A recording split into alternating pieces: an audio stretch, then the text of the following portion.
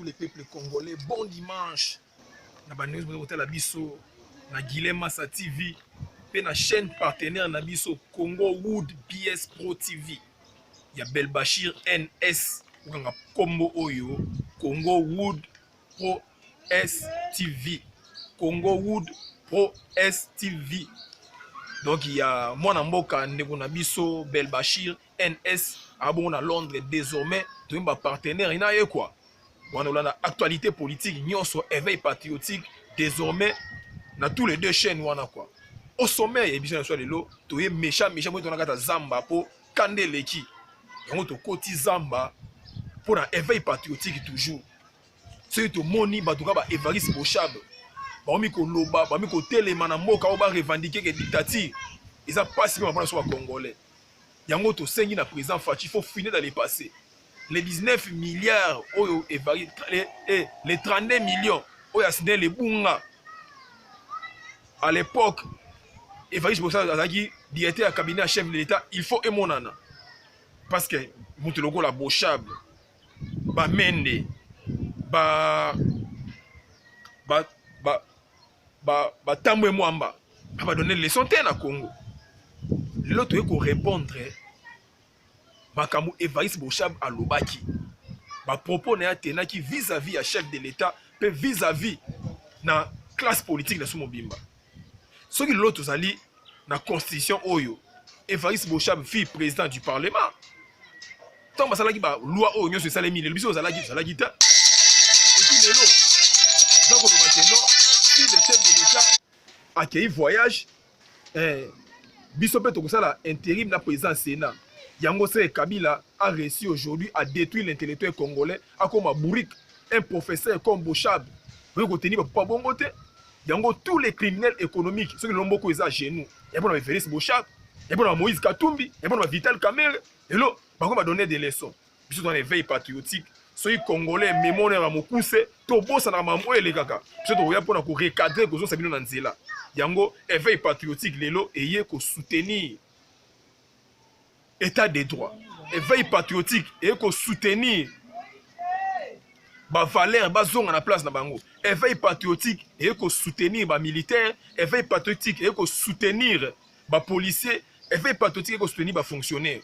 Yango soki elombo na beta oyo ba responsable ya kao ya mboka oyo et OK lelo $100 américains ba na poto et comme na valeur ya 230 000 francs congolais.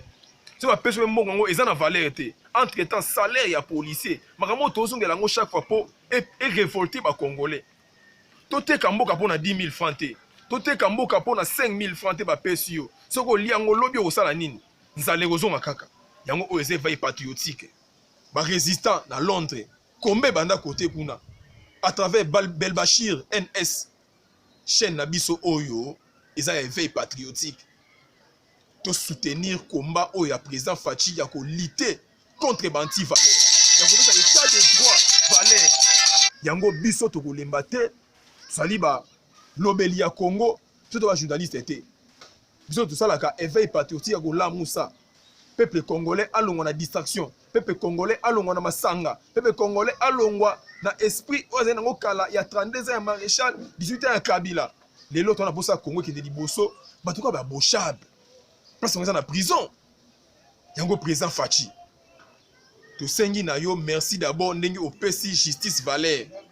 Ceux qui vont fouiller dans les passés tous les dossiers oyakala ezonga koleka na justice. Parce qu'il y a des criminels économiques le nambo ko baza koloba non. Comme koloba. Yango biso za participer mawa. Yango papa Bochab avec beaucoup de respect to bengi au papa. Massacre ya Kasai za kozela yo. Détournement à 32 millions à Snell, ils ont causé là. Yango excellence Massamba Kinwani, Bosunga chef de l'État. Boti Kayete, oh, à finir les passés. Non, pays où il faut avancer, il faut fouiner dans les passés. Parce qu'il y a des gens qui cachent l'argent dans le bango. C'est de là, ils ont mata. Ministre de l'économie, tu vois, jour wana, Azali Mouta FCC. Ministre de la finance FCC. Ministre de budget, Mouta INC. Tu as monté manaïté. Yango président Fachi, il est temps. Il y a tel état des droits. Chose ça derrière yo, Évariste Bochab a indiscipliné politique. Papa ou balinke balinke pas la respecter. papa oyo babebisi scène politique ya Congo batata oyo Kabila a réussi ko détruire bango wana leçon ko pesa biso te. Le président Fachi reste le magistrat suprême, le commandant des forces armées et de la police nationale et des beaux fonctionnements des institutions.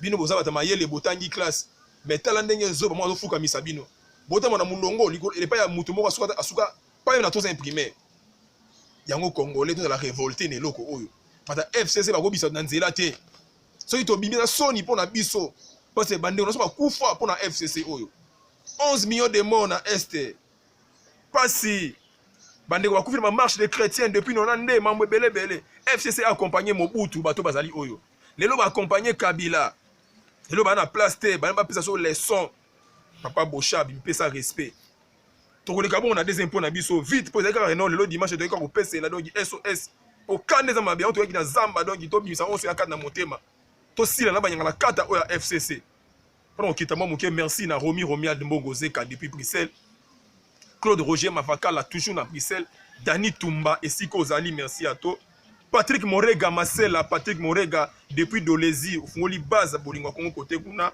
Masamba Kinwani Chanette Lokanga ya Guilema ça merci à toi tokoleka bongo na dossier à l'église si aujourd'hui Congo est à genoux église et des peuples église ba politicien quel que soit tendance catholique musulman binzambi vous n'avez pas aidé les peuples congolais à se retrouver lelo abe malumalo mutu nzambi mumpe tozui nani oyo ngoi mulunda mutu protestant nanga binzambi le boso rosa malonda église yango président Fachi à l'époque tant que petit Marshal Mobutu avait fermé toutes les églises pour battre dans bon sens église c'est le mot il faut aider battre na civisme na conseil na conscience mais l'église so ça dit contre église mais église est mabe na Congo yango pour na bonne marche mais institution mboko ce que église et ko aider peuple té tous les pouvoirs en place té tin église na Congo esalité pour tout ça ko mona muto za ko uta na ndako aki bien ko beba na kati église muto aki mona malamu akomi ndumba na kati église muto za kindoki na kati église est-ce que va passer bana nguya to bana nguya té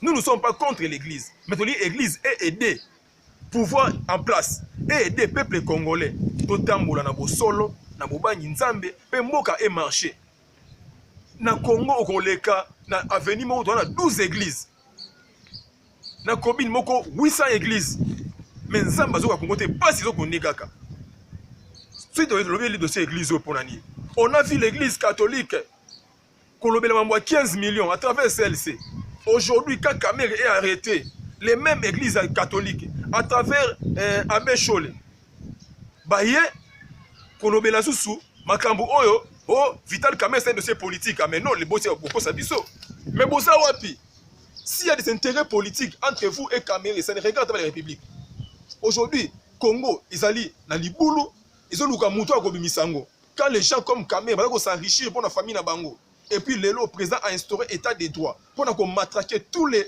dictateurs, tous les criminels économiques. Aujourd'hui, vous, l'église, nous avons associé que non, Kamer et Bakangé injuste, mais ça, dossier politique. Ah, nous sommes désolés. Il y a un éveil patriotique, méchant. Congolais, partout dans la diaspora, Bolamuka, Tosunga, pouvoir, ou à présent Fachi. Ils ont pouvoir, tous yeux, en makila. To conserver pouvoir on fait chaque okende mais congolais a conservé pouvoir oyo bétranger ba ba bousiller so ba cha muto ba kolinga même si ça li contre yango quoi yango to kosenga partout dans le monde entier oh ça là qui lutte pour na ko détruire Kabila alonga na pouvoir et lo lutte pour na ko détruire système oyo mundele a imposer biso akota ba rwandais akota ba indien akota ba soudanais akota ba zambien ba tanzania Congo pour pas contrôler biso et là biso ba congolais photo télémé loko wana yango to ba toujours éveil patriotique ne tombera jamais yango pona kosukisa to kita mwa muke kande to likolo bo kande zalaki to goti kamboke chola te tant que biso ba dilema sa dozali ba César Ngadi bazali ba Dani Bokombe tsunami bazali ba Roger le combattant depuis 8000 km bali ko pese la toujours éveil patriotique ba Bogis Bompe ba vena ka diombo donc on est ensemble pour te télémela eloko oyo ata bakangi évêque mukuna, nous sommes là pour avancer avec l'éveil patriotique. En tout cas, pour na koshite tokitama muke toki likolo to suisa na ma to bagi awa to bolbela nyonso association des joueurs njilois ba réunion bandi déjà. Donc ba joueur tout ya njili basala ki association na bango basanganaka à partir d'Afrique du Sud, bazali basirkisa presque partout dans le monde entier. Mais les cordons, les présidents, azali bon en Afrique du Sud, dans Lubanzadio, à Gotambo, le monde entier pour répertorier tous les anciens joueurs, il y a pas Njili quoi. Yango, ceux qui ont un Njili, à travers Congo Wood BS Pro TV, toi à travers Guilhem Massa TV, coordonné sur les Zawana, Bobenga Bisso, Tokopesa nous va coordonner Nyoso, il y a un Lubanzadio, oh azali coordonnateur. Il y a association des anciens joueurs, il y a bana nyoso ya njili. Ezala obeta kaka na Sainte-Thérèse, obeta na stade, obeta na Makolongulu, bobenga biso association ezana pona ko aider ba joueur oyo ba sisa carrière, ba conditions ya bien to sangana po to limiter ba joueur congolais après carrière na mo ba mi ba pauvre. Yango pona lelo to suki wana. En tout cas merci na biso basungaki biso tout au long de la semaine, nous allons dimanche. Tu vas juste répondre, il y a 4 heures présent à Bruxelles. Je vais donner les leçons de Namboka Oyo. Non, non, Lubanzadio depuis Afrique du Sud. Merci à tous les cordons de Bananchili, Nyoso et Badjogo. Bolsundungi, les véritables Mogrosso, Akenda Kenda. Tipelas, pas Misala Kinda, Massananga Yo, Angwana. Docteur Fabien Bossama. Tu es bon à Londres, na Opé Sambote, na patron. Il y a Congo Wood, BS Pro TV, Belbachir, NS. Et si vous êtes à Londres, merci à toi mon frère. Courage, toi pour soutenir yo TV du Liboso. Trésor Mwamba à Londres, na Bosanité. Christian Luboyaga. Les deux amis ma passe à dans. Together quoi. Douglas Kumbi depuis Newcastle, merci à toi. Na Massananga depuis Luanda. Zico, Arsenal, Mobali à Pembe, Mobali Kitoko. Na Turquie, na Bosanité, Gabin, Armani, Lokolanza. Mbote na excellence ma Samba Kinoni. Depuis Nanda kwa Mokonzi. Madame Lydie Omanga, J.C. Koutoudi, la ici, Kozali, grand frère propre, Chanette Lokanga, Guilhem Massa.